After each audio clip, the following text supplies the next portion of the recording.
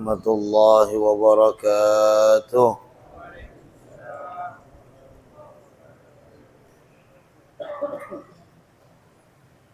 الحمد لله رب العالمين، والصلاة والسلام على أشرف الأنبياء والمرسلين وعلى آله وصحبه أجمعين. اللهم ارزقنا فهم النبيين وحفظ المرسلين وإلهام الملائكة المقربين. اللهم يا فتاح عليم يا فتاح عليم، افتح لنا ذريتنا معرفة العلم فإنك أنت علام الغيوب. صلى الله على سيدنا محمد نبي الأمي وعلى صحبه وسلم، والحمد لله رب العالمين.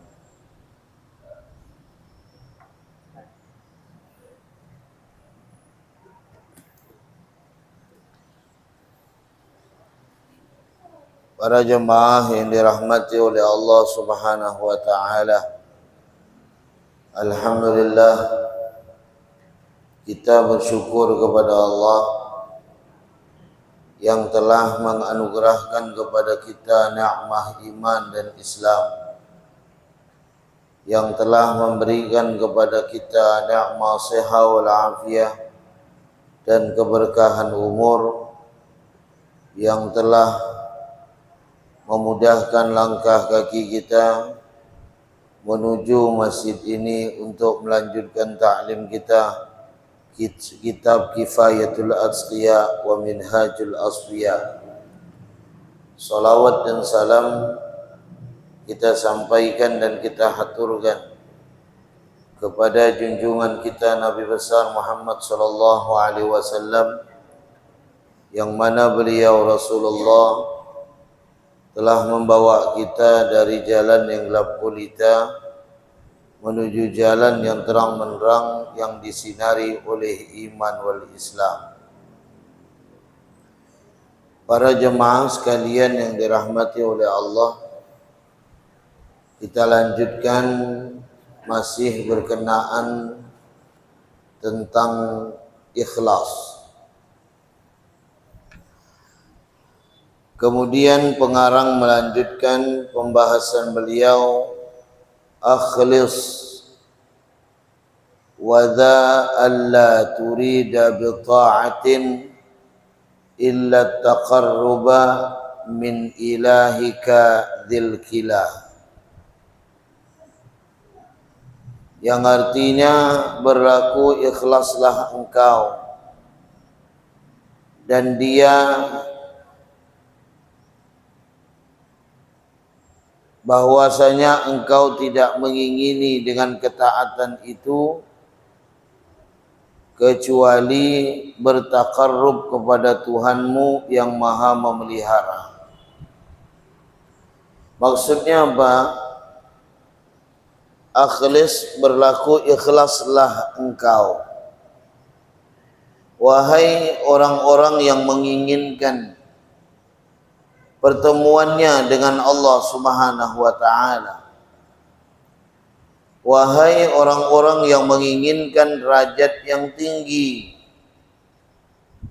ikhlas itu adalah engkau tidak menghendaki dengan ketaatan kepada Allah, melainkan untuk bertakarrub kepada Allah, bertakarrub kepada Tuhan yang maha memelihara.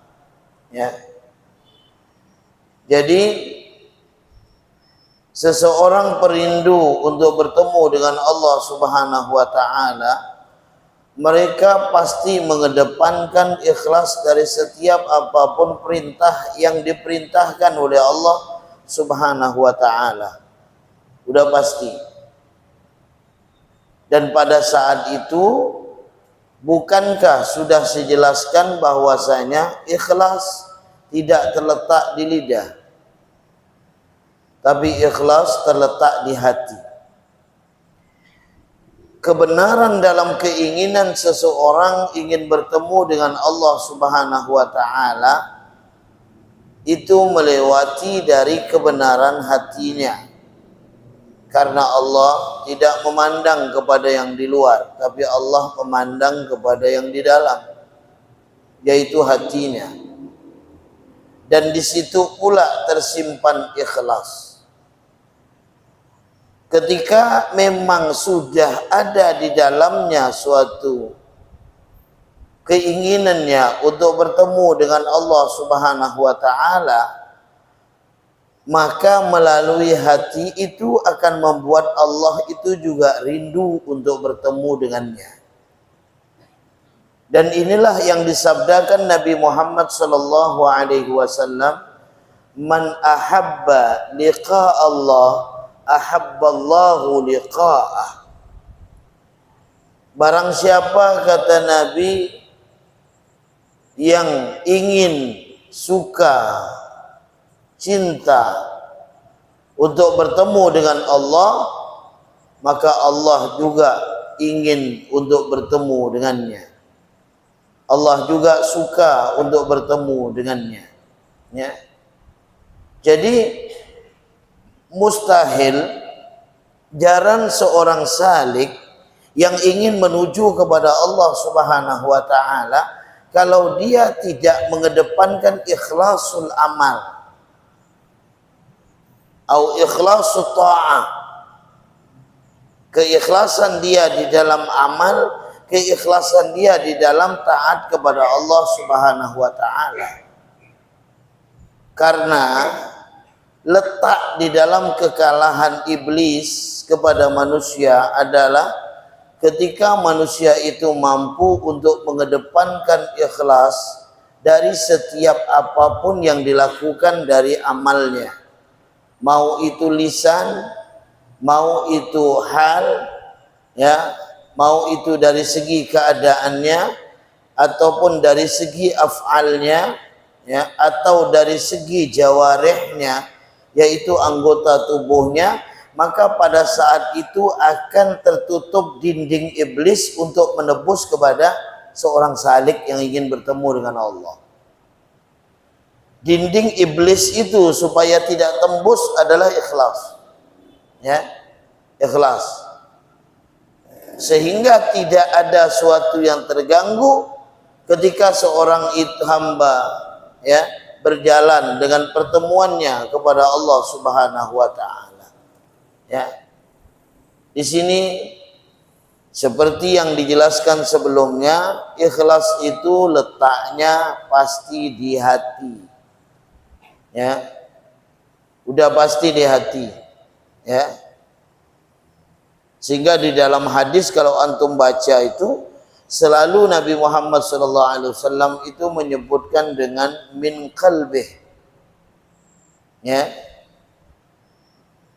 Ketika seseorang ingin meninggal dunia dan pasti bagi dirinya untuk masuk ke dalam surga dengan kalimat la ilaha illallah, di dalam hadis pun dijelaskan khalisan min qalbi, ikhlas dalam hatinya.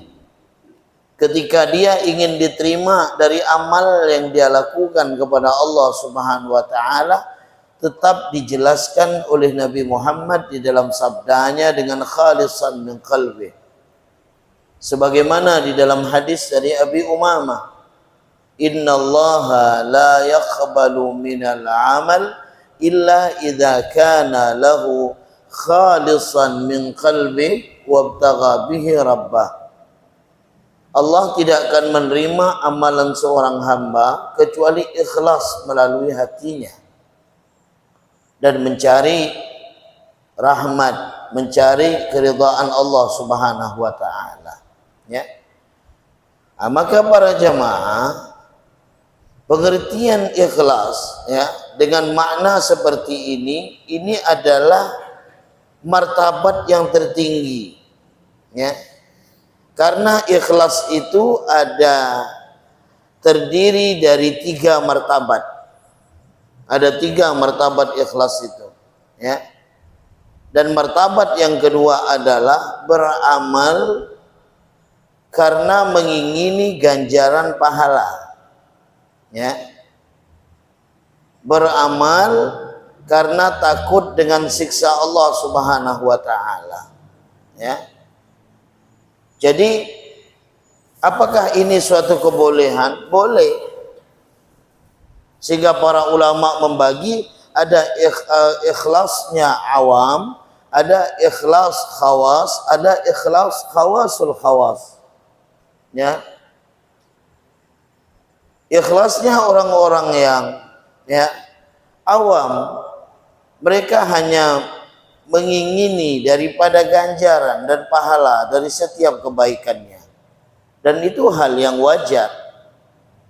Kalau suatu saat antum menemukan ada seseorang yang beramal, untuk apa engkau beramal? Saya ingin setiap amal saya mendapatkan suatu pahala. Saya ingin dari amal saya mendapatkan dalam suatu ganjaran. Dan saya takut dengan meninggalkan suatu perintah itu nanti disiksa oleh Allah Subhanahu wa ta'ala. Ya. Boleh, maka mereka terkadang melakukan dalam suatu amal melihat besar dan kecilnya. Besar dan kecilnya. Dan itu bisa kita temui. Ya. Saya tidak akan meninggalkan sholat sunnah qabliyah subuh. Tidak meninggalkan. Tapi kalau andai kata itu qabliyatul isya mau ditinggalkan, itu tidak masalah. Karena qabliyatul isya bukan bagian daripada muakkad. Tapi kalau qabliyatus subuh luar biasa. Di dalam hadis Nabi Muhammad, sunnatai al-fajri khairum minad dunya wa ma fiha. 2 rakaat yaitu sebelum subuh lebih baik daripada dunia dan seisinya. Tidak mau dia ninggalkan. Kenapa? Karena ganjarannya besar. Tapi kalau qabliyatul isya mau dia ninggalkan karena bukan masuk bagian yang muakkad. Begitu. Jadi ujungnya mereka akan memilah-milih dari setiap amalan yang dilakukannya, yang besar kebaikan, ganjaran dan pahala dia lakukan, yang kecil dia tinggalkan. Itu resikonya orang yang senang ya melakukan di dalam suatu amal karena pahala atau karena ganjaran tadi. Ya. Nah, kemudian martabat selanjutnya beramal, ya. Allah akan menjadikannya terkaya di dunia, ya, di dunia ini dari manusia. Dia beramal, tapi amalnya menunjukkan suatu pilihan yang menjadikan suatu amalan itu dia dapati suatu keuntungan dalam kebutuhannya. Seperti mengamalkan sesuatu supaya bisa menjadi orang kaya. Ya. Apa amalannya? Surah Al-Waqi'ah. Antum baca surah Al-Fatihah, Al-Waqi'ah untuk apa? Supaya rezeki saya lancar.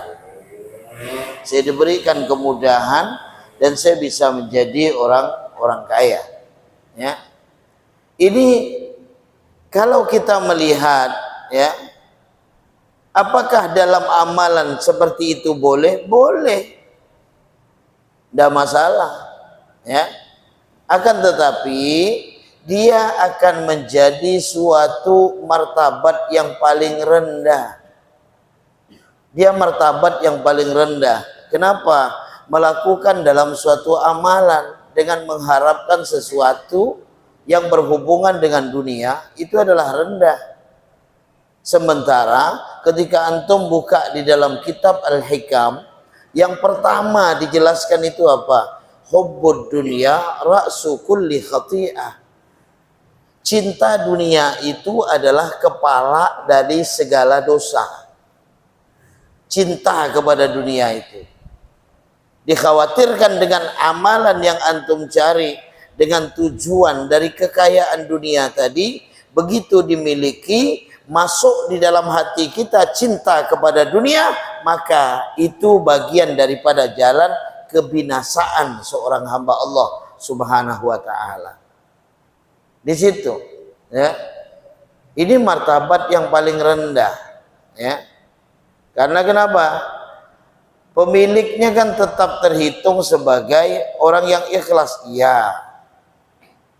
Yang ngamalkan kayak gini ikhlas, tetap ikhlas. Dihitung ya. Ya. Cuma tingkatannya rendah. Ya. Tingkatannya rendah. Sehingga kata ulama, la taqsidan ma'ahu ila gharadid dana. Ya. Kathanaihim au nahwidha tawassula. Artinya, janganlah engkau bertujuan di samping bertakarrub kepada Allah itu untuk mencapai tujuan yang rendah. Ya. Semua jalan kebaikan adalah untuk sampai kita kepada takarrub, dekat kita kepada Allah Subhanahu wa taala. Kalau kita ingin sampai kepada Allah, jangan kita mencari tujuan yang rendah. Ya. Tuh Allah Al-Kabir, Allah Al-Ali, Allah Al-Azim. Kok yang kita cari yang rendah? Ya. Kalau antum hanya beribadah kepada Allah, ya, dengan keikhlasan tadi, tetap bagian daripada ikhlas, mendekatkan diri kepada Allah Subhanahu wa taala, ya. Tetapi ingin mencapai kepada dunia, maka hal itu adalah rendah atau yang seumpamanya, ya. Tujuan antum dari ibadah itu apa? Takarrub. Tapi kemudian tergandeng sesuatu keinginan yang akan disampaikan oleh Allah Subhanahu wa taala. Boleh. Antum pengen apa? Dibalik daripada kedekatan antum kepada Allah, antum berdoa, ya Allah, berikan saya mobil. Boleh. Doa minta mobil boleh. Ya. Cuma kalau banyaknya ibadah antum, kemarin sudah saya jelaskan, jangan khawatir dengan dunia. Di saat engkau sudah, ya, mendekati daripada malikud dunia, yang memiliki dunia, maka dunia dengan sendirinya akan mendatangi engkau. Tapi di saat engkau menjauhi daripada pemilik dunia, maka engkau bersusah payah, bercapek dan berkeringat untuk mencari dunia, dan sebatas yang kau dapat itu begitu sedikit, tidak memuaskan. Ya. Begitu. Kalau resep ini kita pegang, maka kita tenang. Kita tenang. Orang dalam mencari dunia, dia tidak terlalu letakkan dunia pada hatinya. Sebatas apa yang diberikan oleh Allah Subhanahu wa taala kepadanya, itulah rezeki saya. Kita hanya berusaha. Antum bukan penetap rezeki, enggak. Ya. Bukan penetap rezeki. Sehingga kalau andai kata ada orang yang mencontoh dagangan sama seperti dagangan antum, itu bukan mengurangi rezeki. Bukan mengurangi rezeki, karena Allah akan memberikan rezeki kepada hamba yang berbeda-beda. Coba pergi, kalau di Pontianak ini ya jarang lah toko yang berdampingan menjual yang sama. Ya. Kalau di itu Jakarta untuk pergi Condet itu, ya kan, dari Cililitan turun ke bawah Condet. Nah, Cililitan sebelah kanan depan mall itu ada Lisawangi. Turun antum ke bawah, berderet minyak wangi semua jual. Pasti yang ada dalam pikiran antum, laku ke enggak orang ini berdagang? Karena jualan yang sama. Ya. Itu pikiran kita. Tetapi ketika Allah membagi dengan rezeki kepada mereka, kita tidak tahu bagaimana cara Allah. Buktinya bertahun-tahun mereka tetap jual minyak wangi di situ. Artinya apa? Kita usaha. Seorang hamba yang takarrub kepada Allah, mereka ikhlas, ya, mereka tetap berusaha dengan menjadikan ya sesuatu usaha itu sabab, ya. Akan tetapi mereka tetap yakin kepada musabbib, ya. Yang memberikan sebab itu adalah Allah Subhanahu wa taala. Sehingga mereka tenang, ya. Kalau andaikan memang jalan diberikan oleh Allah rezeki kepada mereka, ya Allah yang memberi, ya. Daripada antum sibuk dengan dunianya lalu meninggalkan suatu kewajiban diperintahkan oleh Allah Subhanahu wa taala, dunianya tidak dapat, kehinaan di hadapan Allah dapat. Kan rugi besar, ya.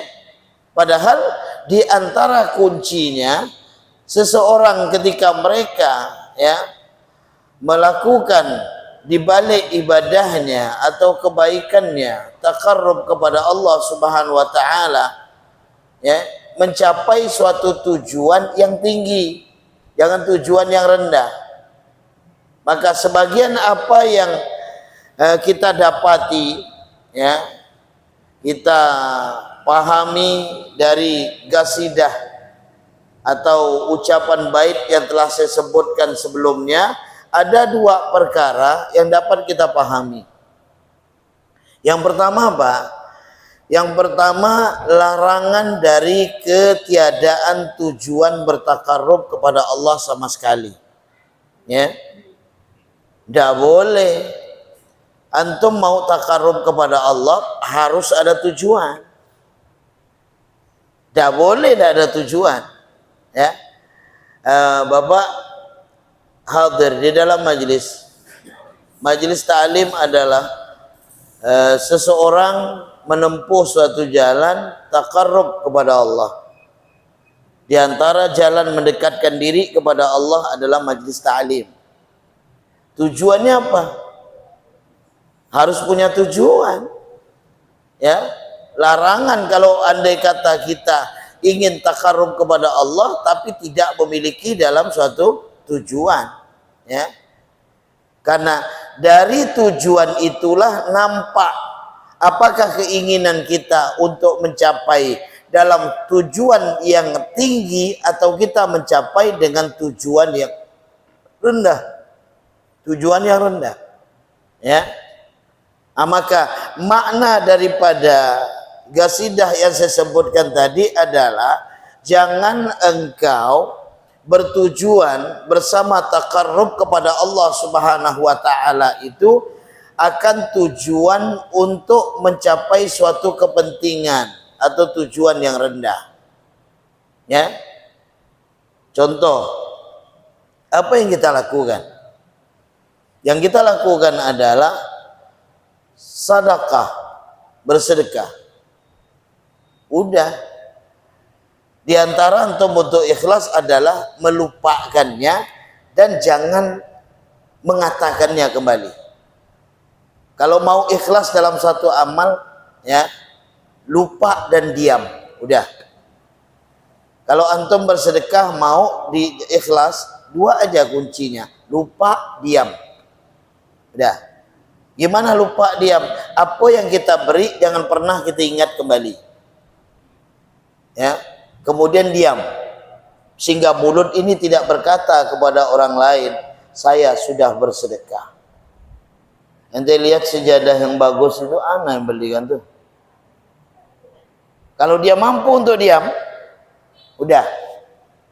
Dia berusaha untuk menata hatinya untuk mencapai kepada tujuan yang tinggi karena Allah Subhanahu wa taala. Di situ.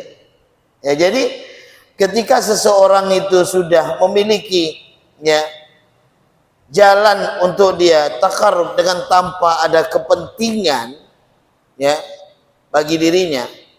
Kepentingannya apa? Ya. Kepentingannya pujian misalnya. Ini contoh ini, pujian. Saya ingin menjadikan, ya, sesuatu kelebihan saya adalah taqarrub kepada Allah Subhanahu wa taala. Ya. Supaya orang lain ketika mendengar bacaan Quran mungkin bisa menyentuh hatinya, selalu ingat kepada Allah, maka saya gunakan dengan suara yang begitu indah. Ini contoh. Ya. Boleh antum jadi imam Allahu Akbar. Ya. Saat antum jadi imam Ar-Rahman 'allamal Qur'an khalaqal insan 'allamahul bayan asy-syamsu wal qamaru bihusban wan najmu wasy-syajaru yasjudan was-samaa'a rafa'aha wa wada'al mizan. Udah betul ini. Tujuan antum di balik suara ini adalah supaya menggetarkan hati orang lain mengingat Allah. Ya. Mengingat Allah. Ternyata begitu antum masuk pada ini, ya, pada ayat Allah, pengulangan yang terjadi dengan pembuatan suara supaya orang lain itu bisa, ya, meresap lalu memuji saya. Was-samaa'a rafa'aha wa wada'al mizan was-samaa'a rafa'aha wa wada'al mizan.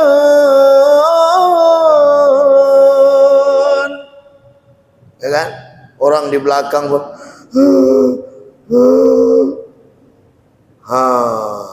baru tahu dia suara saya. Tengok-ngongoi dia kena tadi. Habis. Bacaan Quran itu untuk takarrub apa enggak? Takarrub. Tapi dirusaknya karena pujian orang lain tadi. Dirusaknya pujian orang lain tadi. Jadi kalau antum menemukan suatu saat misalnya, ya, ada guru-guru kita, mereka tahu di masjid misalnya, ya, mereka tidak melazimkan untuk menjadi imam di masjid misalnya, tidak melazimkan untuk menjadi imam. Mungkin ada memiliki dalam suatu sebab, ya, memiliki dalam suatu sebab untuk menata daripada hati-hati mereka, ya, menata hati mereka, karena ada suatu kekhawatiran ketika seorang yang alim diikuti dengan ketaatannya yang luar biasa, ya, lalu orang-orang akan mendatanginya yang dia sendiri seharusnya dekat kepada Allah, tapi setan masuk lewat itu. Timbul kesombongan. Timbul kesombongan. Ya. Timbul rasa tinggi hati. Ya. Timbul ketika beramal ingin mencari pujian daripada makhluk, bukan karena tujuan Allah. Ini yang akan timbul itu di sini, ya, yang akan timbul itu di sini. Jadi betul-betul kita menjadikan tujuan kepada takarrub, ya, memang karena Allah, bukan mencapaikan suatu pujian, ya. Seperti kecintaan mereka memiliki pengaruh di sisi mereka. Saya ibadah, Allahu Akbar, atau saya bersedekah, atau lidah saya berzikir kepada Allah, ya, tujuan saya supaya dicintai oleh antum, berarti saya merusak takarrub saya kepada Allah, ya. Saya mau dulu, ambil tasbih dulu, ya, supaya jamaah ini nengok saya, dia suka, Jadi dekat saya, kau dan dekat saya nyaman saya ini, dah terus, ya. Ini hilang. Maka ada istilah di dalam tasawuf itu wali malamatiyah namanya. Wali malamati ini kenapa? Mereka derajatnya diangkat oleh Allah Subhanahu wa taala, tapi disembunyikannya dengan sesuatu yang pandangan manusia itu adalah tercela. Padahal tidak ada sesuatu yang haram di dalamnya. Emang sengaja disembunyikannya. Ya. Dan itu udah berapa banyak ya yang disaksikan di hadapan kita. Emang sengaja ada yang penyembunyiannya melewati ya, padahal dia sadar, tapi dia sengaja menghinakan dirinya untuk menutupi daripada kewaliannya, supaya dia khawatir orang-orang nanti ketika tahu lalu mengagungkan dirinya, kewalian itu dicabut oleh Allah Subhanahu wa taala. Ya. Sementara kan apalagi manusia akhir zaman ini khawatir juga. Ya, bahkan ada orang yang mencari beberapa konco-konconya untuk menyebarkan supaya dia wali gitu. Orang pun berdatangan. Ya, tujuannya adalah tujuan dunia, sama sekali tidak ada bekas perjalanan dia untuk takarrub kepada Allah Subhanahu wa taala. Ya. Jangan bangga antum kalau disebut sebagai wali. Ya, jangan bangga. Karena ketika antum disebut sebagai wali, kekasih, namanya kekasih, itu merasa malu ketika melakukan dalam suatu amal, mendahulukan yang lain sebelum daripada kekasihnya. Kekasih begitu. Antum kalau dianggap wali, sikit aja ada anti antum, ya. Ya Allah, Pak, sini. Tolong ambilkan itu. Ya Allah, semua manusia akan nunduk sama saya. Ikut sama saya. Karena mereka tahu mulut saya ini adalah mulutnya para wali. Sekali ngomong jadi. Jangan antum bangga begini. Ya. Ini yang sedikit demi sedikit mengikis daripada ya, kedekatan antum kepada Allah Subhanahu wa taala, karena mengambil manfaat di balik kedudukan yang sudah diberikan oleh Allah Subhanahu wa taala. Kan udah kedudukan itu, wali Allah itu kedudukan diberikan oleh Allah. Ya. Berbagai macam para wali kekasih Allah itu. Ya. Sehingga jangan mudah kita memandang sesuatu mata kita dengan pandangan yang rendah, sementara kita tidak tahu ternyata itu adalah seorang yang derajatnya diangkat oleh Allah Subhanahu wa taala. Ya. Wali malamati ya begitu. Ya. Orang lihat dia misalnya main biliar. Wah, ngapa main biliar nih? Padahal dia tidak berjudi. Cuma kan suatu permainan dia yang nampaknya melalaikan dia kepada Allah. Padahal tujuannya untuk menutupi daripada kewaliannya. Kalau istilah kita tuh nyebutnya khariqul adah. Orang yang di luar kebiasaan. Ya. Tapi sesungguhnya kedudukannya di sisi Allah diberi. Ya. Di situ. Ada yang mereka dengan kemiskinannya. Semiskin-miskinnya dia hidup dengan tujuan dia ingin merasa dipandang rendah dan hina di hadapan makhluk. Padahal sesungguhnya dia adalah seorang hamba yang diangkat derajatnya oleh Allah Subhanahu wa taala. Ya. Ada seperti seorang yang ditemukan oleh Allah yarham Mbah Hamid Pasuruan. Kalau antum pergi Pasuruan, di dekat masjid alun-alun Pasuruan itu ada makam seorang wali Allah, Mbah Hamid Pasuruan, Kiai Haji Abdul Hamid. Ya, beliau membongkar seorang wali yang dia menutupi kewaliannya dengan gila. Dia menutupi dengan kemiskinan, orang memandang dia. Ya, jangan sampai ada yang tahu. Begitu Mbah Hamid sebut ini orangnya, ciri-cirinya ini, satu orang muridnya pergi mencari, didapati. Begitu didapati, ditemukan, langsung disebutnya, ya wali Allah, katanya. Terkejut orang itu, ya, terkejut. Kenapa engkau menyebut saya wali? Saya bukan wali, saya orang yang hina. Sesungguhnya yang mengatakan ini adalah Kiai Haji Hamid Pasuruan. Masya Allah, Kiai Haji Hamid Pasuruan. Langsung beliau marah, beliau, waduh, apa ini Kiai Hamid ini, begini sebutnya, marah, menutupi kewalian. Sampai dia berdoa meminta kematian lebih baik dari saya daripada kehidupan saya di dunia, karena dia menutupi kewaliannya. Ya, seketika itu juga langsung dicabut nyawanya dan meninggal dunia. Kenapa? Menjaga jangan sampai kedudukan dalam kekasih yang sudah diberikan kekasih berubah menjadi suatu tempat yang dibenci oleh kekasih, gitu. Ya, itu yang dikhawatirkan oleh mereka, para kekasihnya Allah Subhanahu wa taala. Ya, maka mereka lebih mendahulukan keikhlasan, kedepankan di dalam keikhlasan dalam takarrub mereka dengan tanpa mencari kedudukan di balik ikhlas itu sendiri. Apa kata Imam Ghazali rahimahullahu taala, ya, seorang misalnya puasa agar dapat manfaat dibalik daripada puasa itu, ya. Hasil manfaat daripada puasa itu apa?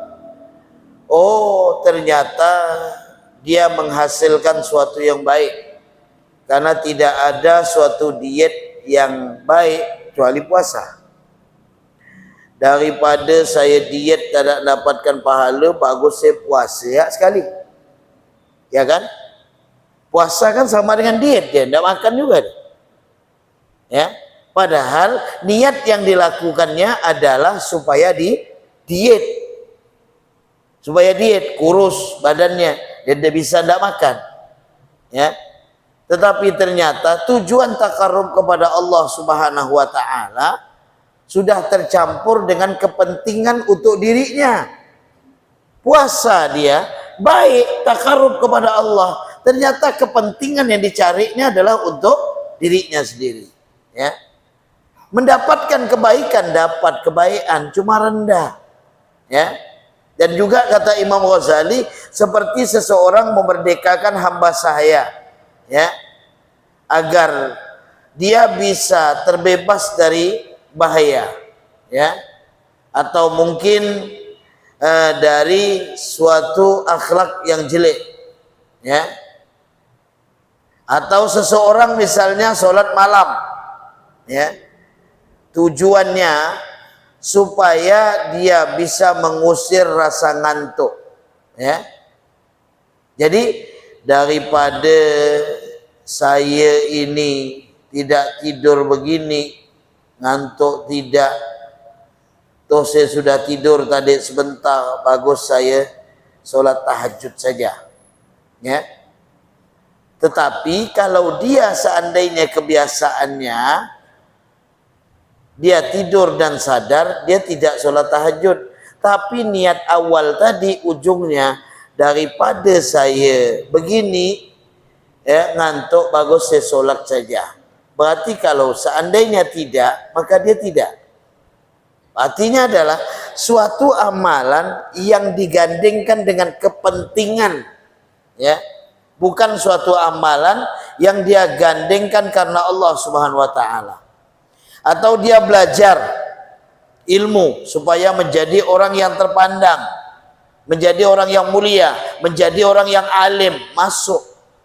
Apa kata Al-Imam As-Sayyid Al-Habib Abdullah bin Alawi Al-Haddad rahimahullah ta'ala Di dalam kitab beliau namanya An-Nasaih, ya, An-Nasaih Ad-Diniyah, beliau mengatakan orang yang beramal dengan tujuan taqarrub kepada Allah dan mencari ridhanya Allah dan pahala, itulah orang yang ikhlas, ya.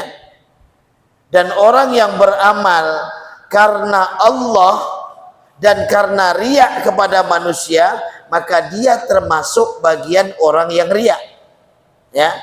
Amalnya tertolak, tidak diterima. Orang yang beramal karena riya kepada manusia semata, yang andaikan bukan karena manusia, dia tidak akan beramal sama sekali, maka urusan orang ini sangat berbahaya. Dan riyaknya itu adalah riyaknya orang-orang munafik, ya. Riyaknya orang munafik. Nauzubillah min dzalik. Jadi ada 3 tingkatan tadi yang berbahaya, ayuhal jamaah, ya. Yang baik adalah yang pertama. Yang pertama apa kata Habib Abdullah bin Alwi Al-Haddad? Yang pertama adalah seseorang beramal untuk tujuannya taqarrub kepada Allah, mencari ridhanya Allah, atau mencari ganjaran sekalipun, mencari pahala, dan itu karena Allah Subhanahu wa taala, itulah ikhlas. Ikhlas. Dan kemarin sudah saya jelaskan untuk apa mencari ridha dan rahmat, sudah saya jelaskan. Ya.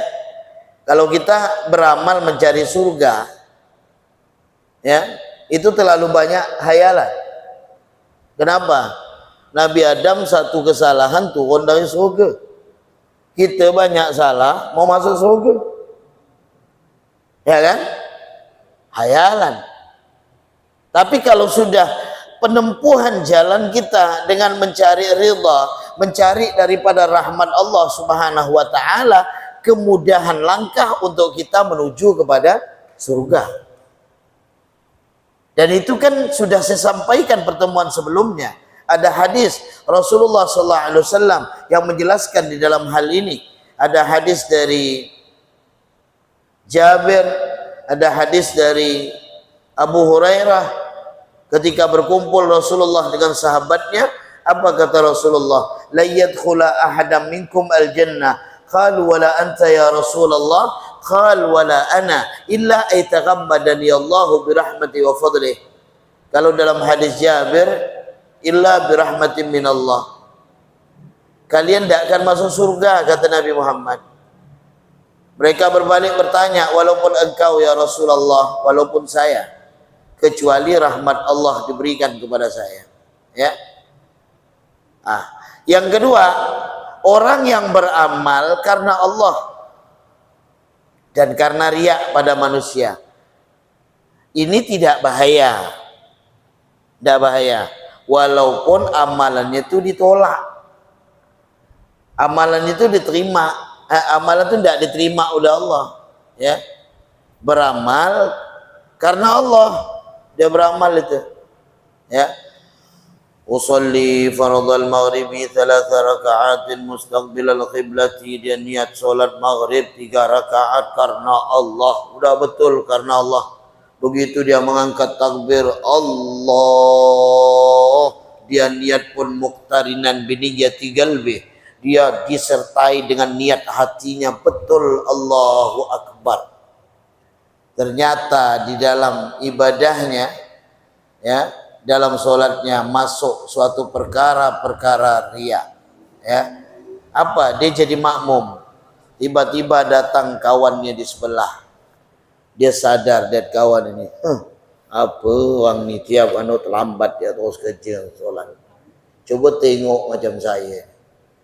Begitu Allahu Akbar, makin dikuatkan Allahu Akbar. Atau dia pun menguatkan bacaannya dengan tujuan menampakkan kefasihannya di hadapan orang sebelah.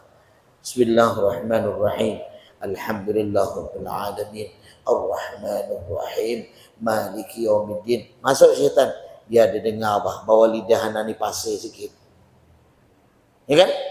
Amalnya karena Allah, tapi tercampur riya, tertolak.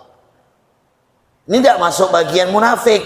Yang masuk bagian munafik itu yang ketiga, Ya, yang ketiga, ya, dia melakukan, ya, beramal karena riya kepada manusia saja, yang andaikan bukan karena manusia dia tidak akan beramal sama sekali, ya, maka ini disebut bukan hanya riyaknya riyaul munafikin, riyaknya orang-orang munafik, ya, riyaknya orang munafik. Kalau dilihat orang karena manusia dia semangat, kalau tidak dilihat sama sekali dia tidak melakukannya.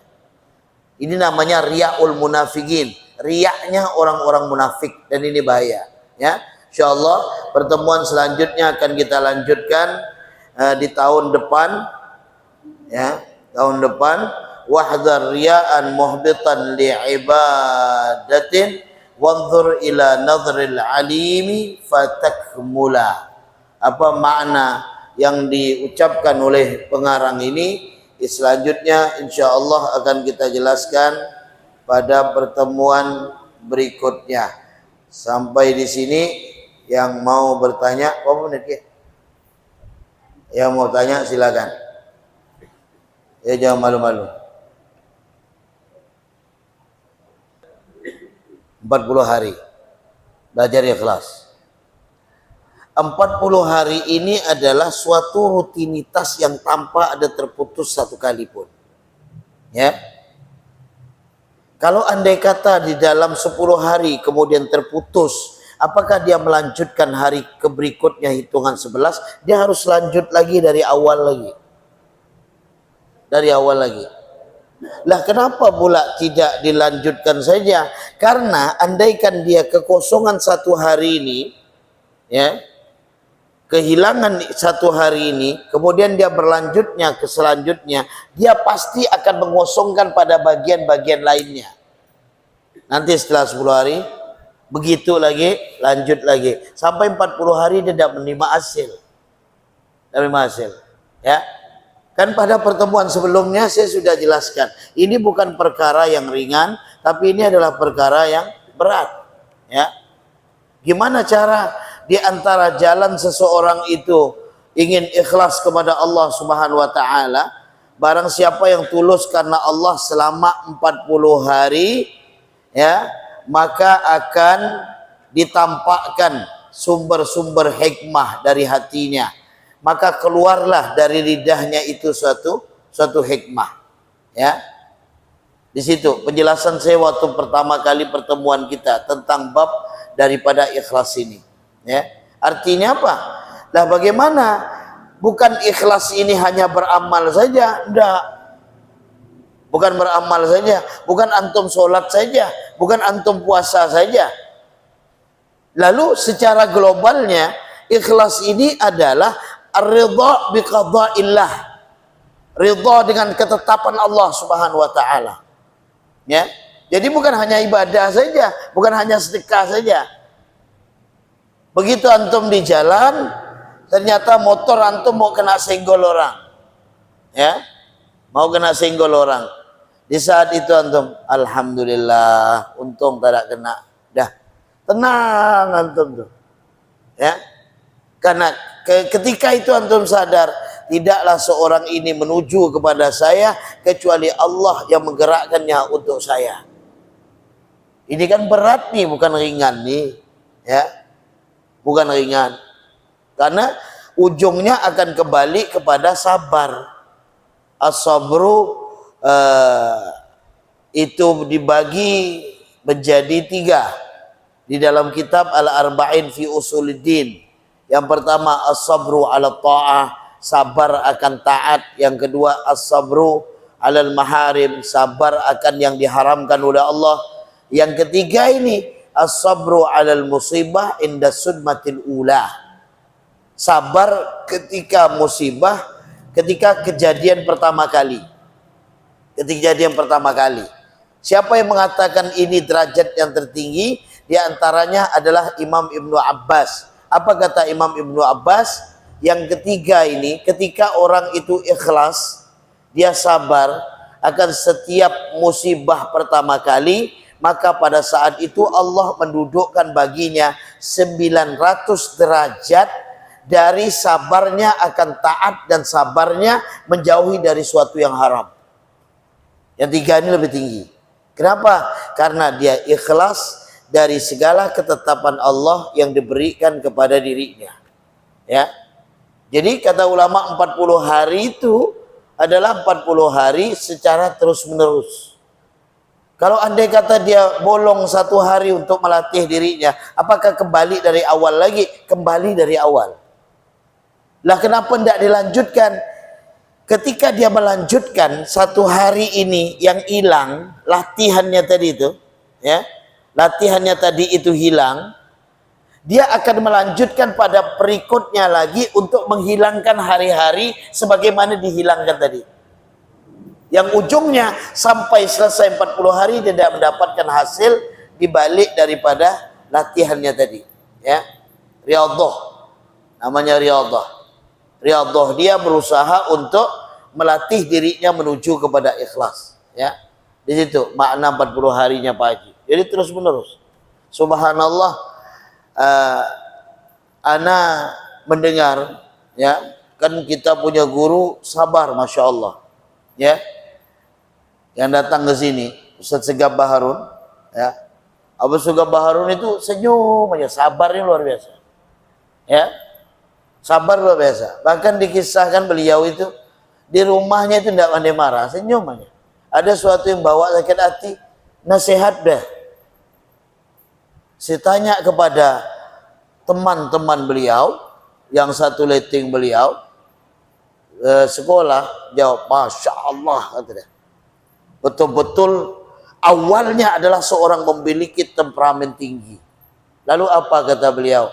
Saya belajar untuk mengontrol diri saya, ya, dengan sabar dan menerima dari segala ketetapan Allah itu selama 4 tahun. 4 tahun, kita baru 40 hari tak merasa 4 tahun. Jadi ketika ada sesuatu yang mau buat beliau tu mulai marah, ditahan, biar merah muka, tak ada jadi sampai hilang lagi. Selama 4 tahun gitu terus. Kalau jamaah ada yang siap, silakan. Saya pun masih belajar, kadang-kadang ngomel ya. 4 tahun. Udah suatu yang buat beliau itu akan marah, tahan lagi, diam lagi, tidak jadi selama 4 tahun ayuhal jamaah. Jadi itu riyadhah yang dilakukan oleh para ulama kita. Tujuan kenapa? Tujuan untuk pembersihan hati mereka sehingga sempurnalah kamalut taqarrub, kesempurnaan mereka dalam pendekatan kepada Allah Subhanahu wa taala melalui langkah-langkah itu. Ya, mudah-mudahan kita semuanya mampu dan Allah terima dari segala amalan kita. Allah kumpulkan kita bersama mukhlisin. Ya, Allah Subhanahu wa taala memudahkan kita senantiasa melakukan ketaatan kepadanya. Ya Rabbana tarafna bi annana tarafna ala ladha syarafna fatub alaina tauba tasil li kulli hawba wastur lana al-awrati wa amin rawati waghfir Rabbi wa mauludina wal ali wal ikhwani wa sairil khillani wa kulli dhi awjiratin wa sahba wal muslimina ajma' amin Rabbi asma' fadlan la mintisab minna bil mustafa rasuli nahdha bi kulli suli salla wa sallam Rabbi alaihi adal habbi wa alihi wa sahbihi عداد الطش الصحب والحمد لله في البدء والتناهي والحمد لله في البدء والتناهي حسبنا الله ونعم الوكيل نعم المولى ونعم النصير ولا حول ولا قوة إلا بالله العلي العظيم وصلى الله على سيدنا محمد نبي الأمي وعلى صحبه وسلم والحمد لله رب العالمين سبحانك اللهم وبحمدك أشهد أن لا إله إلا أنت أستغفرك وأتوب إليك ثم السلام عليكم ورحمة الله وبركاته.